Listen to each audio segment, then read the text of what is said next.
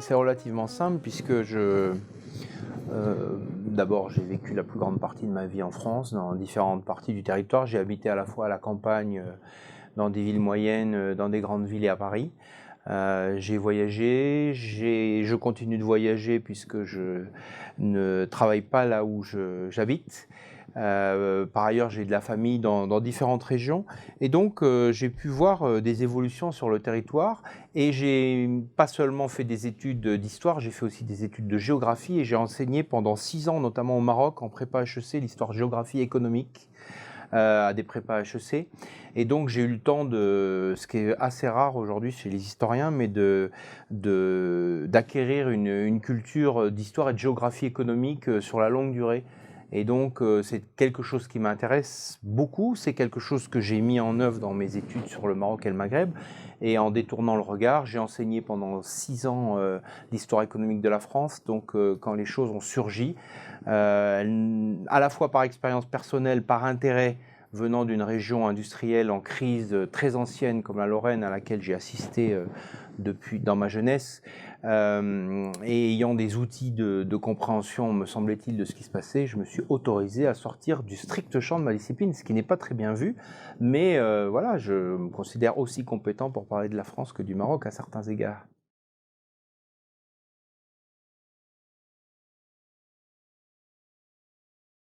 D'abord, je ne dénonce rien, je constate un certain nombre de choses. C'est un miroir grossissant parce qu'en fait, on a une vision. Vous savez, c'est une très belle ville, effectivement, qui a été très bien rénovée, qui est une ville du XVIIIe siècle, en pierre, très belle. Il n'y a aucun problème. Et puis, c'est une ville qui est riche parce que elle a une économie, elle a un territoire, notamment lié au vin ou lié à son histoire maritime très ancien et maintenant à son histoire aéronautique, qui fait que c'est une ville riche et qui a un patrimoine dans le domaine de la médecine, du droit, de l'université qui est très appréciable. Simplement, c'est une petite ville. C'est une petite ville de 200 ou 240 000 habitants maintenant, dans un territoire qui s'appelle la Cube, la communauté urbaine, qui atteint les 900 000 habitants, et dans un département, la Gironde, qui dépasse aujourd'hui 1 600 000 habitants. Et donc, dans les 25 dernières années, on a eu une recomposition. Et donc, les journalistes, les Parisiens, la presse, les médias, les touristes, ils s'intéressent au micro-territoire de Bordeaux. Mais Bordeaux, c'est encore une fois 240 000 habitants sur 1 600 000 ou bientôt 1 700 000. Et donc, vous avez eu dans ce territoire, et puis peut-être faut-il élargir à l'échelle de l'Aquitaine, voire de la Grande Aquitaine, effectivement, c'est une ville qui a un pouvoir de commandement sur un très grand territoire, un peu comme Toulouse dans le Midi, et qui du coup, la sociologie de la ville, son économie, il y a eu un effet de partition en réalité entre la ville-centre et quelques communes, la Cube et le département. Et donc aujourd'hui, les classes moyennes, les classes populaires, tous les gens qui travaillent dans Bordeaux tous les jours, que ce soit les petits fonctionnaires, que ce soit les ouvriers, les artisans, ne peuvent plus habiter dans cette ville. Ils ont été en quelque sorte exclus de la ville par la très forte croissance du marché immobilier. Donc il y a eu un turnover très important de population en une vingtaine d'années, et c'est ce qui a entraîné, si vous voulez, c'est cette dissociation entre Bordeaux et ses territoires proches qui entraîne deux phénomènes très simples. D'une part, le vote Front National qui était totalement inexistant dans un vieux département socialiste comme la Gironde et qui est devenu dans la Gironde non urbaine ou dans la Gironde hors cube 40% pratiquement aux dernières élections. Donc tout d'un coup, c'est apparu en 15-20 ans et c'est vraiment la contrepartie de ces mutations géographiques et territoriales.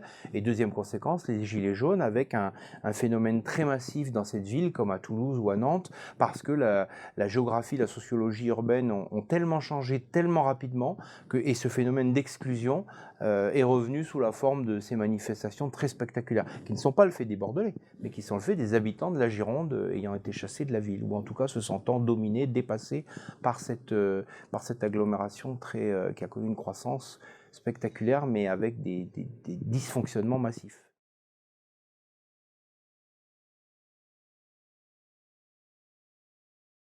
Si vous voulez, il faut forcément qu'il y ait une prise en charge par les autorités ou par les pouvoirs publics à un niveau ou à un autre du fait qu'un fonctionnaire, a priori, devrait pouvoir travailler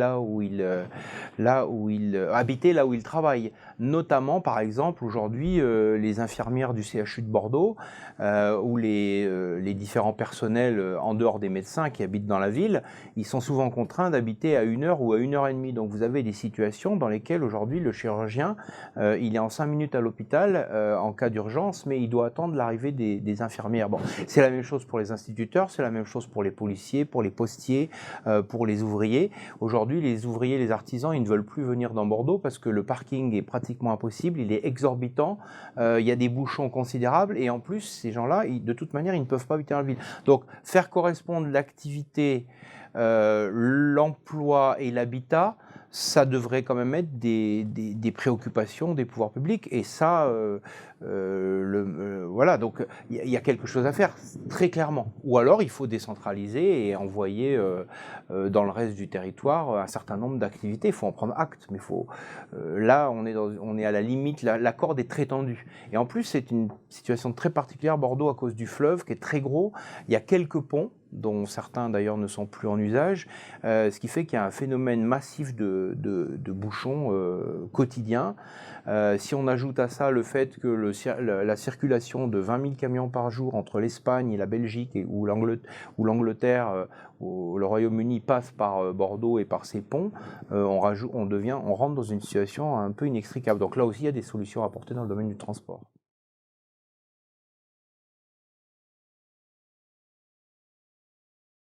Vous avez les villes de Marseille et de Toulouse qui sont différentes, mais qui ont aussi leurs problèmes. Mais la différence, c'est que Marseille, c'est à peu près la même taille que la Cube en réalité, mais tout le monde est dans la ville, hein, puisque la banlieue est dans la ville à Marseille. Et à Toulouse, c'est pareil, vous avez une ville-centre qui représente la majorité de la population de l'agglomération, 500 000.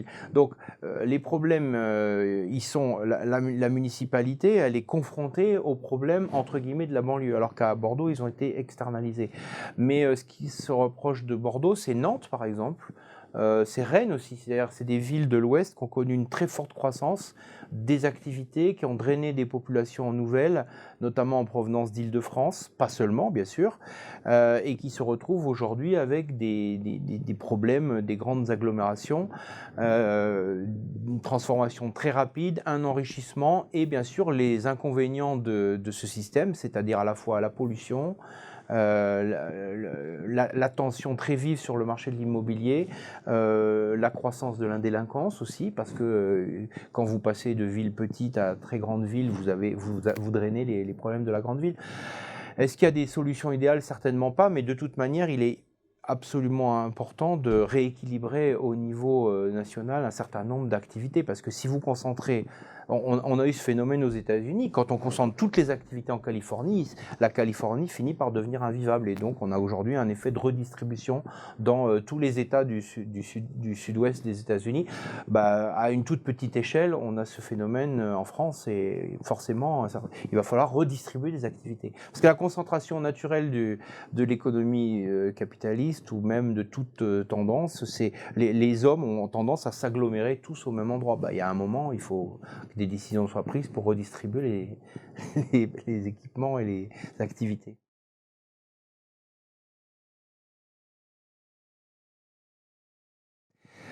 On a quand même une maladie en France qui est la maladie de la centralisation, qui est très ancienne, qui s'explique pour des raisons historiques qu'on peut faire remonter au Moyen-Âge. Ça s'explique très bien, la centralisation à la fois de l'Église et du pouvoir royal. Et finalement, les élites, elles ont toujours voulu habiter près du pouvoir royal, devenu républicain. Bon, très bien. Jusque-là, l'économie n'était pas concernée. Mais maintenant, l'économie, du fait qu'elle est essentiellement tertiarisée et mondialisée, on peut... tout concorde vers une centralisation record. L'Allemagne ne fonctionne pas du tout comme ça. l'Italie non plus.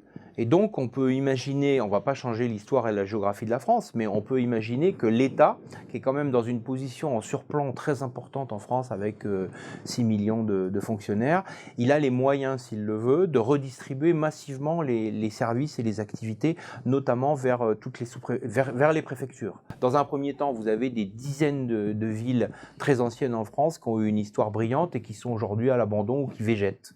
Et ben, là, on pourrait imaginer qu'un certain nombre de services publics, y compris les plus importants, soient envoyés. Enfin, je veux dire, le ministère de la Pêche à Boulogne-sur-Mer, ça aurait un sens puisque c'est le premier port de pêche et on ne voit pas très bien ce que le ministère de la Pêche fait dans un arrondissement parisien.